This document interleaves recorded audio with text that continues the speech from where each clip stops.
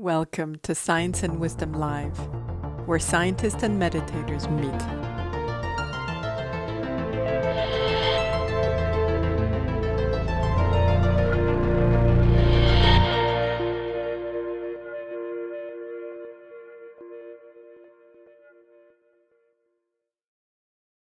So, Dr. Jinpa, I've been deeply moved by your talks and your books and your translation of His Holiness the Dalai Lama's teachings over the year.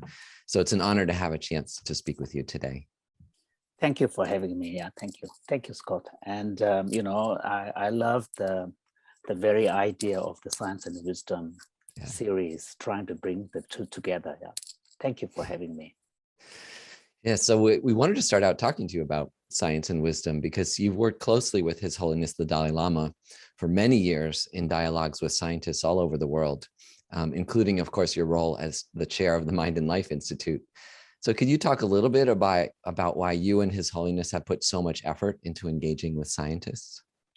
Well, I mean, to be frank, it's not me. It's really His Holiness. And my engagement with scientists happened to be, to take place because of my service to His Holiness as his principal interpreter. But to be honest, at the beginning, my interest with respect to contemporary Western culture was primarily more in philosophy and literature. I wasn't that keen on science, partly because,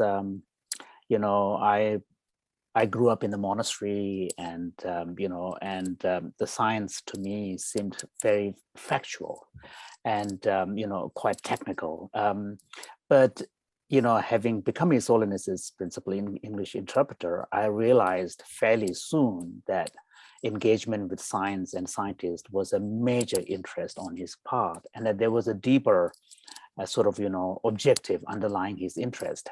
And so which really kind of took me through a very fast learning curve, trying to sort of keep abreast myself and educate myself, especially in the domain of physics, which is, as you know, quite technical, and I don't have the math to go with it. So, being aware of my own limitations, I had to do a lot of reading. And then, of course, once I began to appreciate the broader context and the motivation behind His Holiness's engagement with science, I was deeply moved. And then, of course, there is in those of you, all of you are familiar with Buddhist text, particularly the Indian Buddhist text, where the author, before presenting the topic, would talk about the virtues and the benefits of engaging in that kind of topic. There's this psychology where, there's a reason why in many practices we contemplate upon the benefits of X, Y, and Z at the beginning to help us inspire. So once I really appreciated the objectives of His Holiness, I really then sort of acquired an intrinsic motivation to take science seriously. So of course, then over 35 years of service to him, and especially through the Mind and Life dialogue series, I've had the privilege to meet with so many scientists. And even before Mind and Life, or outside the Mind and Life, His Holiness has had, you're all aware, had long-term friendship with key figures of 20th century science, Karl Popper, for instance, and David Bohm. And I was particularly present at several, informal dialogues between His Holiness and David Bohm. So, of course, and then, once I have appreciated deeply His Holiness's broader sort of, view and the objective and the context in which this dialogue is taking place, of course, then my own engagement became deeper. Yeah. So what have scientists learned from Tibetan Buddhism's understanding of the mind through all of these dialogues? Well, it's difficult to say scientists have learned X. And also, I don't think it's His Holiness's intention to actually have scientists learn X, Y, and Z from Buddhism. But one thing that has definitely happened as a result primarily of His Holiness's engagement with scientists, and particularly bringing the Buddhist perspectives, because he began to characterize his dialogues with scientists as something beyond his personal interest fairly early on, as representing exchange of views from two investigative traditions. So that's one, helpful way of looking at it. And just as science emphasizes empiricism, evidence, observation, rigor, coherence in the theory, and so on, we know that in the Buddhist tradition too, similar emphasis is placed upon, coherence, empiricism, observation, rigor, and conceptual clarity, and so on and so forth. So there is a lot of striking similarities in the commitment to the mode of inquiry. So that's one important thing. But science, up until recently, is so dominated by the paradigm of material science that, the primary perspective science brings is something what could be called looking at a phenomenon from outside. So it's, technically referred to as the third person perspective. And that's for important reason, because, a key value in science is the emphasis on objectivity. You cannot have a subjective view that is very relative to individuals as scientific views, because science in the end is about description, understanding of facts, and the facts need to be verifiable, not just by you and your group, but actually by other scientists as well, who will employ, and the ideal, of course, it doesn't completely pan out, but the ideal is that your experimental design is such that if someone replicates that experiment, they should be able to find at least similar, results that you have found. Of course, it turns out that in psychology papers, many of the studies, the ability to duplicate is very, very low. But at least in principle, there is that idea. So which meant that the objectivity is so prized that, and the objectivity is also presented through primarily a modality of measurement, because you have to measure, you have to calculate. In the end, the language of science is that of math and description in scientific language. So, and that imposes, and that has definitely a lot of strengths of rigor, intersubjectivity, verifiability, duplicability, all of that. But it also imposes a certain restrictions and limitations, which is the inability to capture what one could argue is the essential character of mind, which is the subjectivity. And here, I think, what His Holiness has done, and broadly engagement with Buddhism, science in general, and particularly scientists who are interested in studying consciousness, have really been able to have a more critical self-understanding of the limitations of current science and the challenges, that the study of consciousness poses to science itself. Because up until recently, scientists who are supposedly studying consciousness actually reject what is primary about consciousness, which is the subjective experience. Yeah. I remember when I was a student at Cambridge, quite an important book came out called Consciousness Explained. And there was a very acute kind of review of this. And the reviewer basically said that, at the end, he said this book should have been retitled as Consciousness Explained Away. So that was really the science way of, sort of reducing everything so that in the end you have a material language to describe what is essentially non-material. So I think what has happened is that engagement with Buddhism has really, at the theoretical, conceptual level, challenged, really brought to the fore what is the enormity of the challenge that science faces if it is to have some handle on understanding the nature of consciousness. Now, of course, on a more practical level, scientific disciplines and clinical disciplines have benefited hugely from engagement with science. And there, it's not so much at the conceptual, theoretical, philosophical level, but it's more at the level of practice.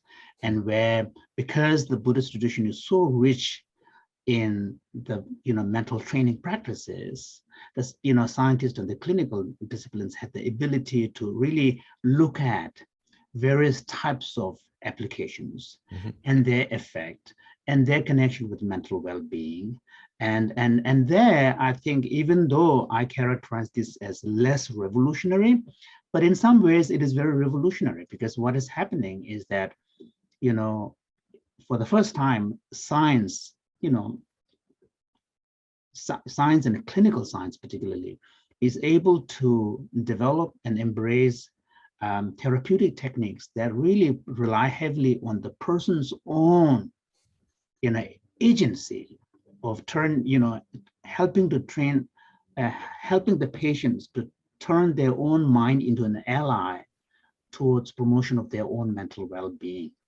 So this is quite a radical step for clinical science, which tends to rely heavily on pharmacological interventions. Mm-hmm. So in these areas, I think, you know, the engagement between Buddhism and science, and more specifically between His Holiness and the scientist, have had a huge impact, you know, at the cultural practice level as well. Yeah, I heard His Holiness say more than once that he's also been influenced in his Buddhist practice by science. That he said when he meditates on emptiness, he now spends a good amount of time thinking about quantum mechanics. So I'm curious if you can talk about how, you know, your Buddhist practice, His Holiness's Buddhist practice and teachings, how has science affected your side of the equation, of the Buddhist side? Well, on the Buddhist side, I mean, clearly the most important kind of impact and sort of has been really on the physical science side. Mm-hmm. Because, you know, Buddhism, even though it is historically came to be known as one of the major world religions, but Buddhism as a tradition and Buddhist thinkers in general were way more ambitious. They were way more interested in just spiritual awakening, you know. Yeah. And so, you know, for example, we find in early Abhidharma text a very complex and, you know, sophisticated theory about atomic structure of the material world, and the various, you know, molecular kind of, you know, aggregation of atoms leading into molecules and so on and so forth. So there is quite a lot, but they are admittedly quite outdated, and many of these are theoretical. And what engagement with science has offered is a way to update them, and also begin to really kind of you know, use the modern scientific understanding, which is based on observation and experiments and all of this. So I think on the physical theory side, I think there has been a huge benefit for the scientists, for the Buddhists. And then, of course, on the evolutionary, you know, evolution of the cosmos side, although the basic intuition of the early Buddhist texts seemed to be spot on, which is there is no beginning, and the universe is in a perpetual evolution and destruction, and then the destruction goes through a temporal stages of heating up. Those broad structure or pattern of understanding the evolution seems to be fairly spot on, and, you know, close to the way in which current astronomy, you know, understands, physics and astronomy understands. But when it comes to the specific evolution of our cosmos and life on Earth, then the Darwinian evolutionary theory gives a lot more richness and detail to the content, and sort of the connection between you know, organisms like plants and so on, and between animals, the sentient creatures, because in Buddhist thinking, you know, the sort of the concept of life as opposed to sentient isn't that clear, whereas even though in science they wouldn't make that clear distinction, but there is in principle an understanding that there is a kind of a difference between life like plants on the one hand and sentient creatures on the other. Whereas in the Buddhist tradition, the big divide is between inorganic matters like rocks and so on one hand, and sentient creatures on the other. Now, Darwinian evolutionary theory gives a lot of richness to bridging that, providing this interim state, which is life, organic life, you know, before sentient nature. And so that whole description is very rich, and there is no contradiction in Buddhism in incorporating these.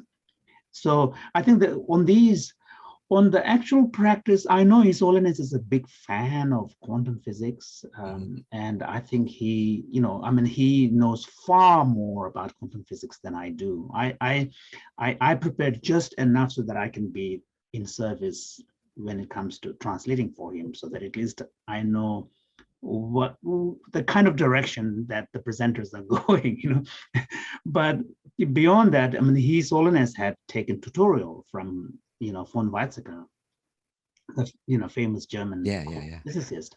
So he knows a lot, a lot more. And then His Holiness seems to take quantum physics really quite seriously, particularly the kind of the role of observer in, being constitutive part of reality itself.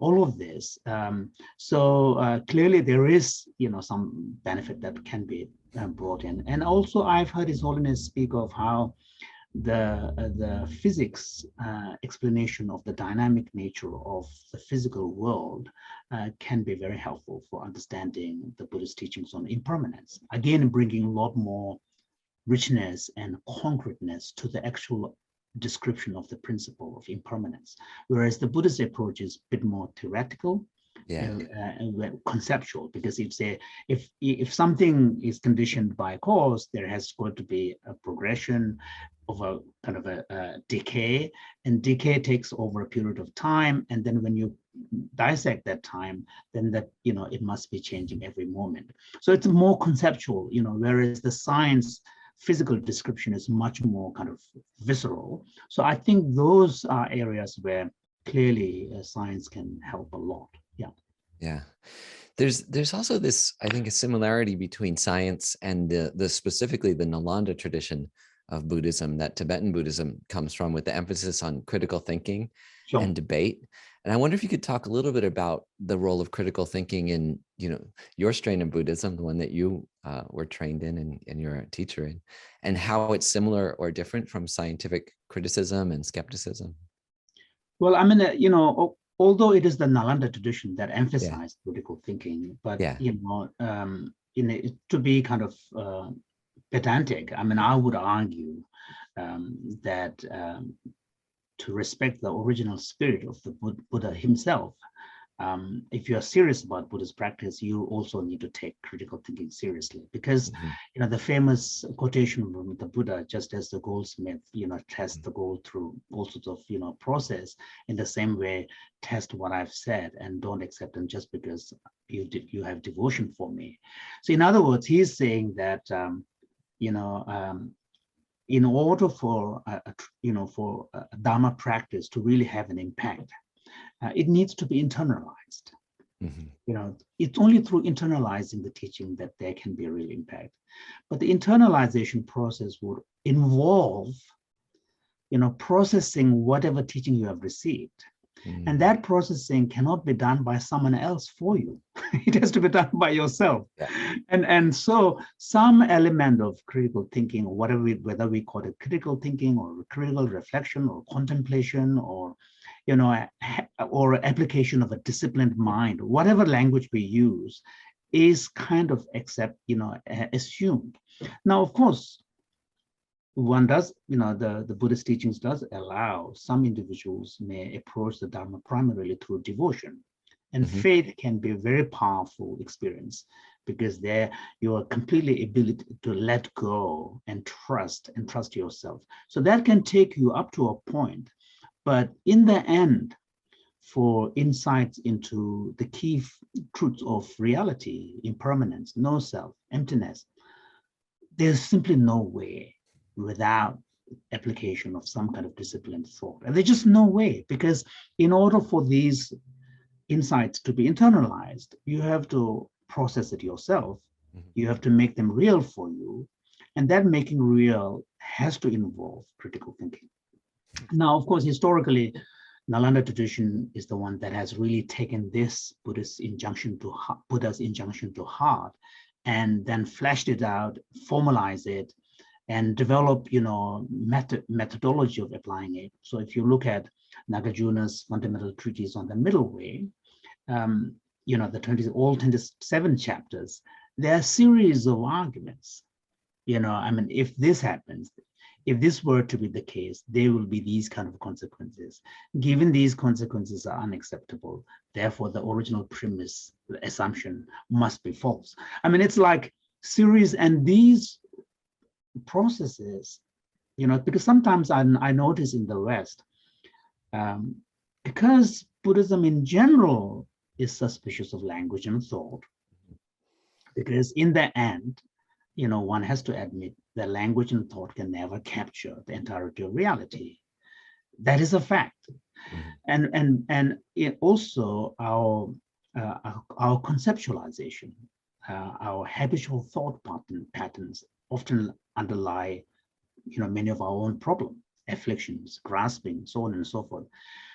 And all of that is all true, but because of this, sometimes there is a tendency in the West who are inclined towards Buddhism to even then reject the disciplined application of thought, saying that all thoughts are to be rejected. So, and that is a dangerous path, because if you shut out the disciplined application of thought, then what do you have? You have faith. And then you just close your eyes and wait for something to happen. And then that approach, sort of, to be honest, is based upon some kind of belief in a miracle. Meditation is like a miracle. You sit down, close your eyes, don't think, and then something will happen. That's not really what Buddha had in mind, and therefore the Nalanda tradition basically is saying, yes, in the end, we need to get rid of thought.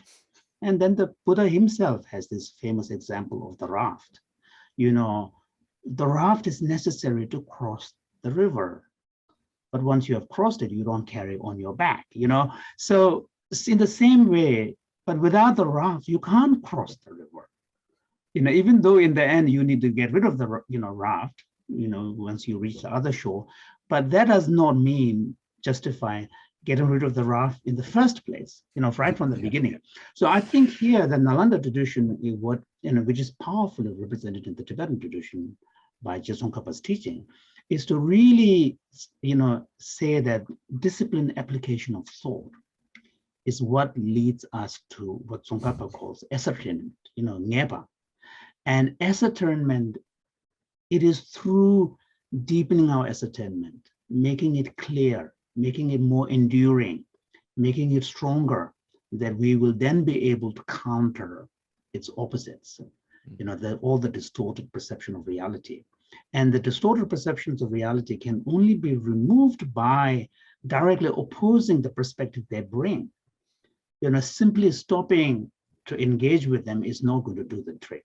So I think the disciplined application of thought and the critical thinking that the Nalanda tradition proposes sits really well with science. Because in the end, what matters most is the evidence. Okay?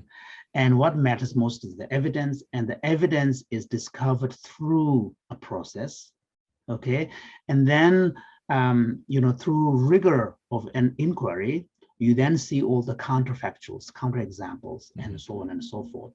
And then you begin to see the flaws in your thinking. It is only through subjecting your thought and assumptions to critical inquiry that you are able to sort of see the falsity of them. So I think there science and Buddhism really share a lot of similarities, at least on the method level, a certain commitment to rigor, certain commitment to conceptual clarity, and certain commitment to the prioritization of evidence, not the method itself. And when the process of inquiry reveals certain limitations in your original assumption, the willingness to make changes. So those are what makes science and Buddhism. Now, of course, on the Buddhist side, it may be a little harder to change because the tradition matters. And then especially if it's something that has been said by a revered master, then letting go of that becomes harder. Whereas the scientists have much less loyalty. The science, the tradition matters in terms of history, but in terms of loyalty, the scientists generally don't have to worry too much about that. So that's the big one difference. But then within the history of Buddhism, we also see great masters who are truly original, like Nagarjuna, Nagarjuna's critique of Abhidhamma Abhidhamma Buddhism, which was the mainstream during his time, Then you see, Tsongkhapa in Tibet, who basically, rethought the entire heritage of Indian tradition in Tibet and came up with his own kind of synthetic version. So you see every now and then you see great masters in the Buddhist tradition that completely kind of, take it's a bit like taking a stock of what the tradition has given up to now, and then how can we, bring a fresh perspective. And and the fresh perspective in Buddhism really involves constant correlation to the personal practice and experience. That's one big difference between science and Buddhism, because in the end, Buddhist inquiry into the nature of reality is motivated not simply by wanting to know reality, which is what science is, but Buddhist inquiry is motivated by deeper soteriological, objectives of finding liberation, freedom from suffering, gaining insights as a way to enlightenment and so forth. Yeah.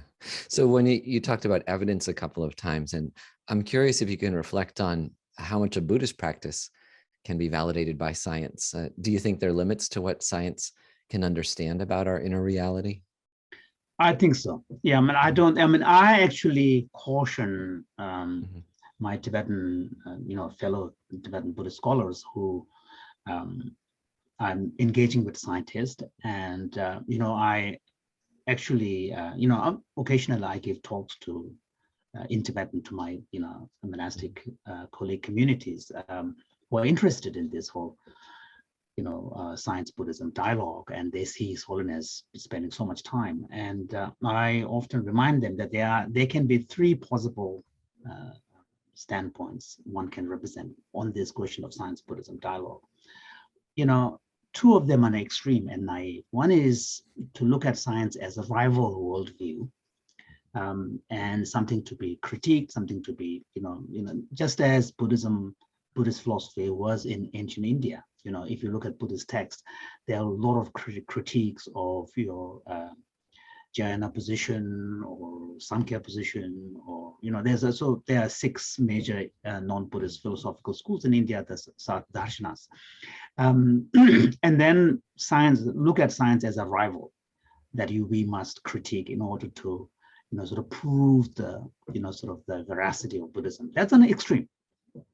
The other extreme is also reflects a kind of naivety. Actually, we're to believe that Buddhism and science are the same.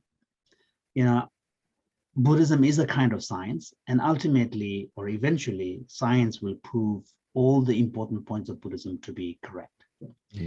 That is also naive, and that's even though a positive kind of attitude towards science, but it's the more dangerous one, because science has ultimately no commitment to venerable concepts, positions, because if there is a contrary evidence, they have to change, paradigm shifts. Now, if you align Buddhism, with science and say science is saying this about this aspect of reality, Buddhism is saying this about this aspect of reality, they're exactly the same, and then out comes a new evidence which it forces science to modify that original position, then what do we do? Okay, so I think that is also a naive standpoint. The third standpoint is what is represented by His Holiness.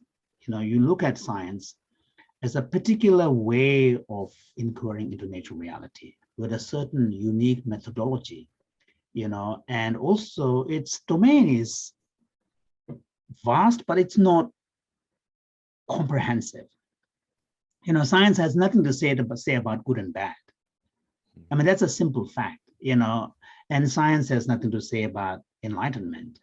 Okay, and my own personal hunch is that science probably will never be able to capture the nature of consciousness. I don't think so, because science, the very nature of science is, studying phenomena from outside, measuring it, quantifying it, and consciousness just doesn't fall into that category. Aspects of it, expressions of it, manifestations of it will fall, like mindfulness, meta-awareness. Many of these faculties that are part of our experience of being conscious can be discovered, but nature of consciousness itself I don't think so. So I think this third position is where His Holiness, at least in my reading, stands, where he takes science seriously. And also science, because science is a unique way of inquiring into natural reality, facts found by science need to be taken seriously.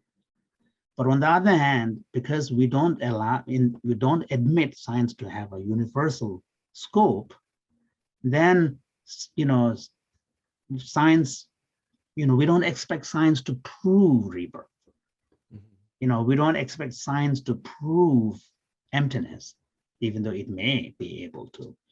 But and there, I think you respect the integrity of the two sides, the Buddhist tradition and its agenda, its objectives, and science, its agenda, its discipline, its tradition. And that, I think, is a healthy way, where there is a genuine mutual respect and dialogical encounter, and no urge to reduce the other into one's own paradigm. I think that's a very healthy dialogical encounter where two sides respect each other and learn from each other, but maintain the integrity of each side's perspective. That, I think, is an important one. So I think, for example, like these days clinical scientists are very interested in studying meditation, and one of the things that I often warn them against is what is called reverse inference. Just because, first of all, to make the assumption that this is the representation of that state is quite complicated, because it sort of dismisses the complexity of the individual variations of people. Okay, first of all, that's a problem. Secondly, even though we observe certain brain expressions when someone does X in a meditative state, that doesn't give us, it's only a correlation. That doesn't give us the ability to infer if this is not happening, this person is not in that state. That is a reverse inference. So there are, approaches which can be really naive, well-meaning, but very naive, and actually, to be honest, quite dangerous. So I don't think Buddhism should ever be in a position, put ourselves in a position where we expect science to verify the authenticity of our practices. If we go that route, there might be individuals who need some proof to get interested in meditation and all the rest. Fine, fair enough. But the Buddhism as a tradition, I don't think should ever go that route, because that is a dangerous path. You talk about that maybe science may never be able to prove what the mind is, as you understand it through Buddhism. But what about the next level underneath that, states like compassion and ethical behavior and so on? I was really struck by a lecture you gave at George Washington University a couple of years ago that I was watching recently, where you talk about how ethics is optional in Western society, and how part of your goal in your life is to maybe make ethics less of an option and more of a requirement in culture and society. Can you talk a little bit about that, and maybe what society might look like if it integrated ethics and compassion more into our culture or even our laws? I mean, and is your role in the Compassion Institute, where you're the co-founder there, is that part of your of fulfilling this goal? Thank you. Yeah, I agree with you that there will be many aspects of consciousness or mind, like compassion and so on and so forth, which definitely can be studied. And because we can find brain correlates of these, because, we faculties of the mind, such as attention, such as mindfulness, meta-awareness, these can be studied, measured, because they are functionally defined aspects of the mind. Similarly, qualities like compassion, love, even though they are harder because they are more kind of tends to fall into the category of the emotions rather than thoughts, even though they are harder because they also have behavioral body components associated with them and so forth. But I still believe that you're right, that these aspects can be studied as well. And furthermore, compassion, which His Holiness has been a major focus and my own. And thank you for mentioning the Compassion Institute. My own personal kind of vision for Compassion Institute is to really help make real part of His Holiness's vision for the world, which is to find ways to make compassion active and real, and not just in individual human lives, but actually in society. Mm-hmm. And one of the things about compassion is that increasingly, and this is one area where His Holiness has made a huge contribution, which is to naturalize the language of compassion. Because up until recently, compassion is seen as a moral value, it's part of religious teaching, so, and sort of quite removed from science and quite removed from everyday human kind of condition. And His Holiness has made really great efforts to, in some sense, sort of extricate the compassion and the language around it from religion, from traditional religion particularly, and even from morality, moral language, and to ground it as a fundamental aspect of human nature, human condition. And now, with the advances in science, particularly understanding the social nature of human beings, there is a growing understanding. And all of this is part of a process. For example, until recently, there was no affective neuroscience. Affective neuroscience, which is the study of emotions from a neuroscientific perspective, is a new field.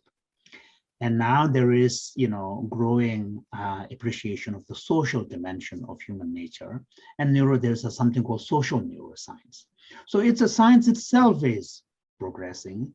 And part of the reason why it has taken long is when it comes to social aspects of the human being, like compassion and so forth, then you have to understand these only in the context of relationality.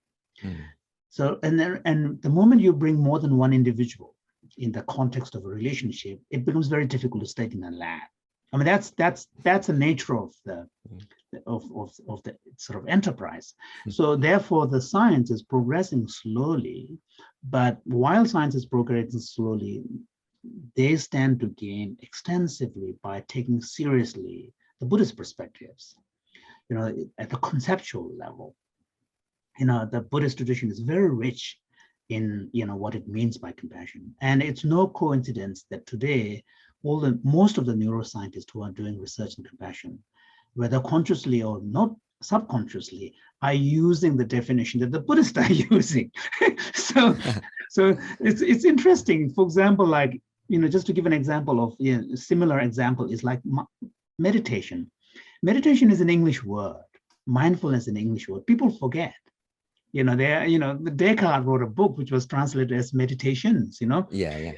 But now, because of scientist engagement with Buddhism, when people are now using mindfulness and meditation in a disciplined manner, they actually mean the way in which Buddhist tradition understands them. The same thing is happening with compassion. Loving kindness is a bit more tricky because it's a newly coined term with a hyphenated loving and kindness. But compassion is a very simple English word, sort of basic English word. But the meaning it acquires is now according to the way in which Buddhist tradition understands. And this is the way in which Buddhist tradition is really influencing and informing the current scientific research. So I think there will be a lot that will be gained by, and of course, on the practice side, the cultivation side, Buddhism has a lot to offer. And there are now quite a number of compassion cultivation training in the secular domain, including compassion cultivation training, which is CCT, that is housed in Compassion Institute. So I think there's a lot of development that's going to happen where we will be looking at aspects of consciousness, like the compassion and so on and so forth. And there, I think science will help, because science, the more science is able to find correlation for specific mental states, the more it becomes easier to then study it, refine the concept, and then find a way to apply it in the context of interventions and therapeutic practices. So, and then and all of this will ultimately contribute richly towards mental well-being practices that the individuals can themselves adopt. So I think there is a huge potential there, even though we may have to bracket, what consciousness is in the final analysis. And in fact, His Holiness's Universe in a Single Atom actually makes that point. Let's bracket for the time being the essential, fundamental nature of consciousness, whether it is physical or non-physical. He says, but we can make a lot of progress by engaging in dialogue, by leaving that metaphysical question in a bracket. So I think in the end, whether consciousness turns out to be physical or not, probably will remain a philosophical, metaphysical question. I don't think it's a scientific question. Yeah. So I want to get more practical and global with you now, and start off by talking a little bit about the climate. And I'd love to hear your thoughts on, the recent COP26 climate conference, if you are the parts of it that you engaged with, and how you think that we can keep a positive mind in the face of the climate crisis. I think there's an awful lot of despair and anxiety, I think, that people are feeling, and especially young people, about the climate, powerlessness, depression. It's a very practical question on this intersection of, science and the mind, and making a better world and ethics. What is your perspective as someone who's been in this intersection of science and Buddhism? What can we do? Well, I mean, the COP26 was a very ambitious conference, and the source of quite a lot of hope for many people around the world, especially the younger generation, because in the end, when it comes to environmental concerns, issues like climate, no nation, no matter how powerful, alone, no single nation can handle it. It's an issue that transcends national boundaries. It's an issue that concerns the future of humanity as a whole. So having high-level summits like COP26 is the way to go. Now, of course, the challenges are, how do we actually make the adjustment and the changes that are required, and whether we have enough time to be able to get there. Because one of the things that the Buddhism teaches powerfully is that when you set the chains of causation in place, it's very difficult to prevent the results that it's going to lead to. So the earlier we are able to intervene in the causal chain, the better the chance of preventing a catastrophe. And also, earlier we intervene, the easier it gets, because one of the causation the insights from Buddhism is that sometimes in the West, or in Western thinking, we tend to think causation in narrow, linear terms. But Buddhism, with the principle of dependent origination or interdependence, has brought out an aspect of causation which is really important, which is, as causation processed through a narrow time, it gets more and more complex because it picks up other interconnections along the way. And then the more interconnections get trapped in, the harder it gets to stop the process of that causation. So this is exactly what we now see in the climate crisis. So the climate crisis can only be handled if we bring a multi-pronged approach. It's not simply a question of reduction of carbon emission, but it's also a question of, rejuvenating areas, forests, and so on and so forth. So I think it's a multiple. And then, of course, carbon trapping is a very controversial technology, but I think, if the research should go on, so it needs to be a multi-pronged approach. And I remember many years ago, probably 30 years ago, there was a small think tank meeting in Germany that His Holiness attended with environmentalists. And His Holiness really made the point that in the end, if we don't address the standard of living and consumption issue, we are not going to have any handle on protection of the environment. One of the key points he made is that in the Western affluent world, unless the question of the standard of living, modification of the consumer's lifestyle is not addressed, he said we will not be able to have a handle on the environment issue. At that time, it was ozone layer was the major concern, and the air pollution. And he said, just imagine if China and India's economy improves and there will be 1 billion additional cars on the road. What would that mean? So this is exactly where we are now today after 30 years. So I think, but I know, for example, like the hopelessness is a major issue for the younger generation because they don't see, changes happening fast enough. They are smart enough to know where we are heading if we just keep the status quo. And they don't quite see where the major significant reductions of emission is actually going to come from. And then, of course, each of the nations are caught up in their own, growth and economic and job kind of issue, which is all legitimate.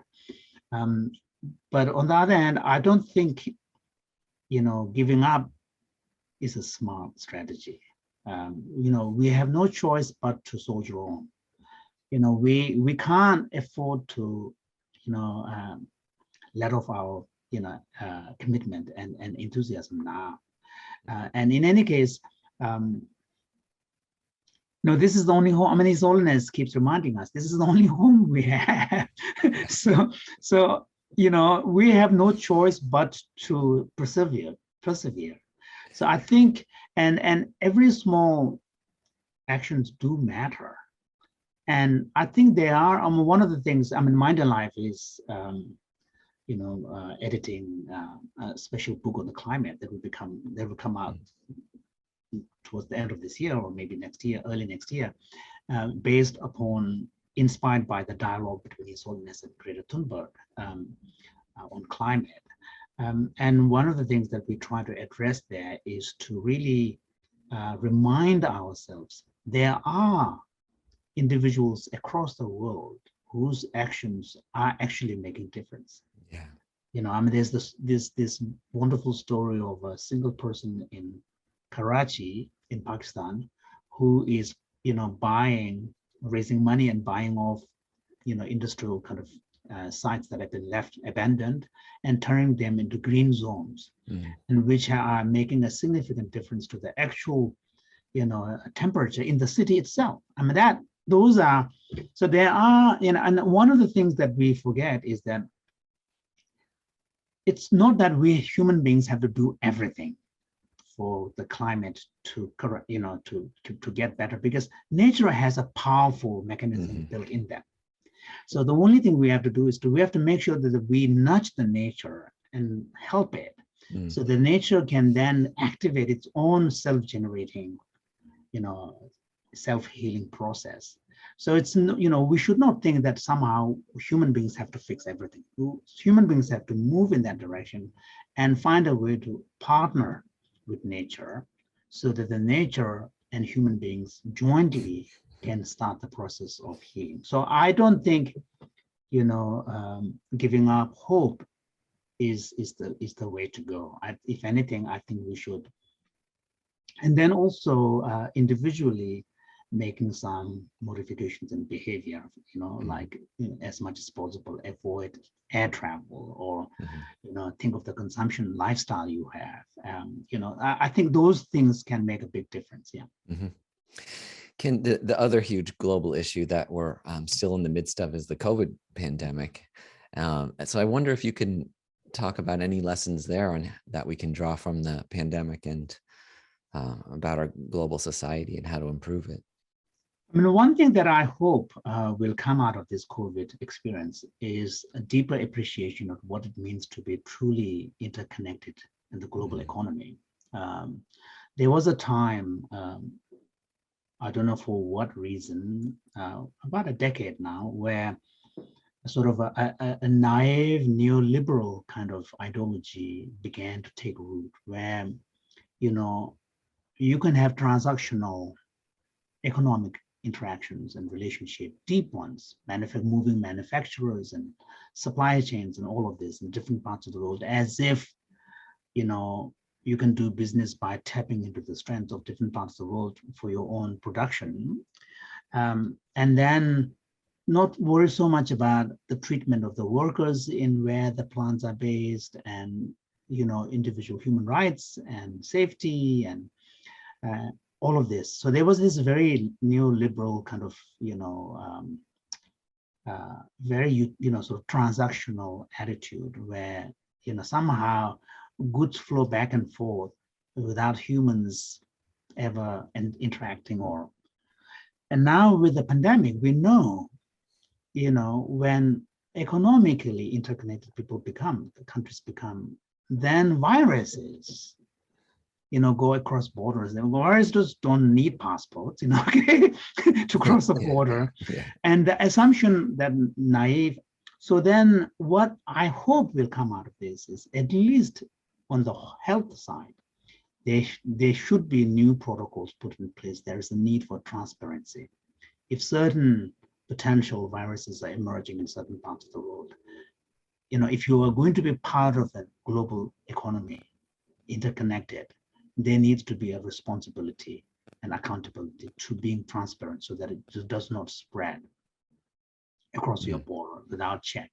So I think at least on the health side, I would personally prefer that kind of commitment should also include human rights and respect for human rights and so on and so forth. But at least on the health side, I think there needs to be a rethink of what it means to be truly interconnected on the global level. That I hope will happen, so that people cannot hide behind, nations cannot hide behind sovereignty, respect for sovereignty, non-interference in sovereign issues kind of thing. Because if you want to derive the benefits of a global economy where you're interconnected, you also need to, the one thing that the world has failed to do is to look at the opportunities of global interconnected economy, but the world has failed to look at the consequences and the moral responsibilities that comes with it. What are the duties? What are the responsibilities of reporting, and so on and so forth? So that's one area where, on a international level, I hope it will make a big difference. And the second is, on the national level, I hope the pandemic experience has really softened heart the nations to really appreciate that, because the pandemic, when it hit disproportionately, depending on your privilege in life, socioeconomic privilege. And a lot of people suffered disproportionately. And that economic disparity really came powerfully into the open. And I hope nations will learn from this and find a way to create a more equitable structure. For example, in the West, for a long time, in the US even, the Democrats have given up the argument for, fair taxation a long time ago. No political party wants to raise taxes. If you don't raise taxes, where are you going to get the revenue? So I don't quite see it. So there was this really kind of, and then somehow, this whole slogan of, downsizing the government, and somehow, it's not government's responsibility to look after the poor and the needy. That has to change. So I hope these deeper questions about what it means to have a civilized society,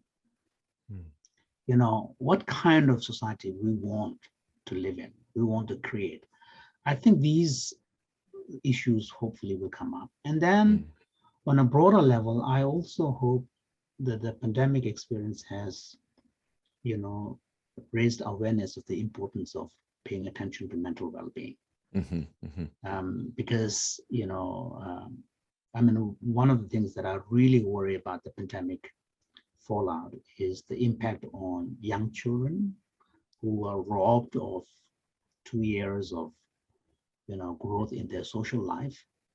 And, we grown-ups, we have gone through the social sort of, development, but the young children, the first few years are critical in being able to play with friends, being able to learn to share, being able to negotiate, arguments and differences. all of that social learning was robbed, and I don't know what the long-term impact of that would be. I worry for them. And so in any case, I hope that the pandemic will lead to a greater appreciation of mental well-being, and which should manifest in the individual government's budget on health. Yeah. Allocation of important resources on mental health, because mental health does not remain confined to mental well-being alone. It manifests in physical illnesses as well in the end. And then it affects the government's own budget for health. So in the end, it's better to work at the level of mind so that you prevent downstream effects. So there are many areas where I feel pandemic, hopefully will, have, positive impact. Yeah. We will see. It needs to have. Yeah. Yeah. So as a last question, I want to ask you a slightly more personal question about mental health, because you were once a monk and now you're a layperson with a family. And I wanted to see if you'd be willing to talk a little bit about how those of us who are in relationships and who have families can use elements of Buddhist practice to make our own lives at home a little more compassionate and wiser. This is another kind of global challenge we're all facing. Well, I mean, I tell, I have a lot of, most of my friends from childhood are monks, and so they are quite curious about, my dual experience of being monastic and then a lay. And I tell my friends that I feel really, really fortunate and happy that when I became a monk, chose to become a monk at age 11, that I did it. Because, I can't imagine my life without having been a monastic member all those years.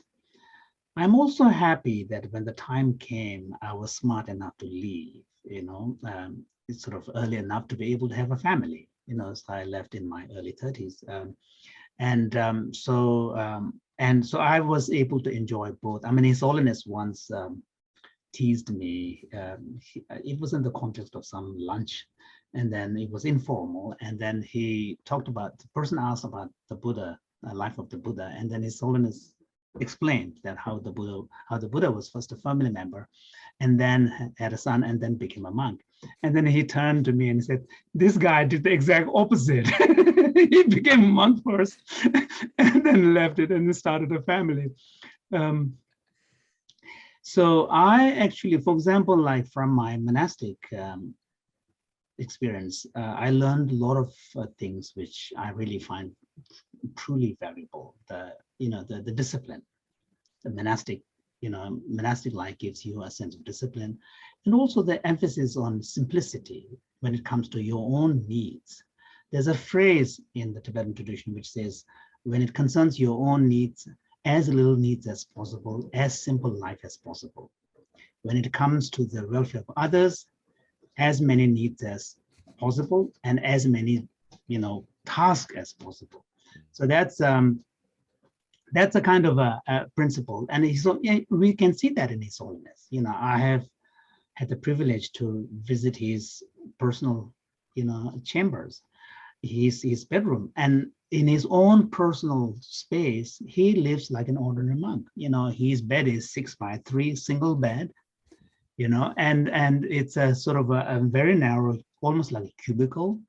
And he, sits on his own meditation cushion with the square cloth that the monks are supposed to use for their sitting.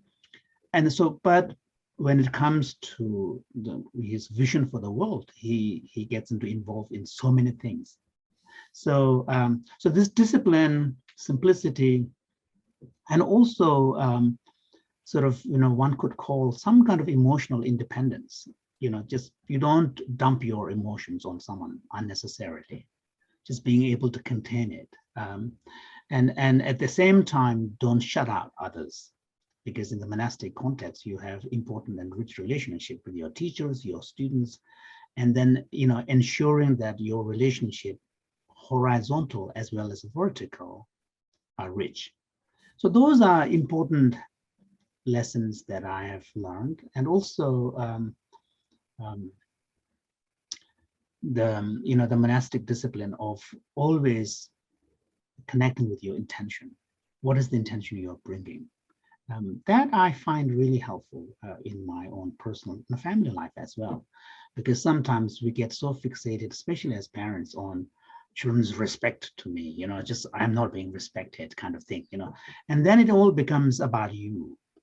Whereas if you're able to connect with your intention, then in a difficult situation, you're able to see with clarity, are you doing it for yourself or are you doing it truly for your child?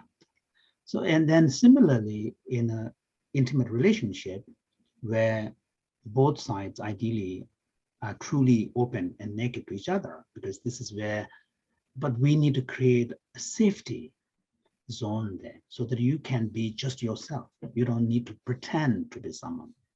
And so within an intimate relationship context, so the trust, in addition to love, matters.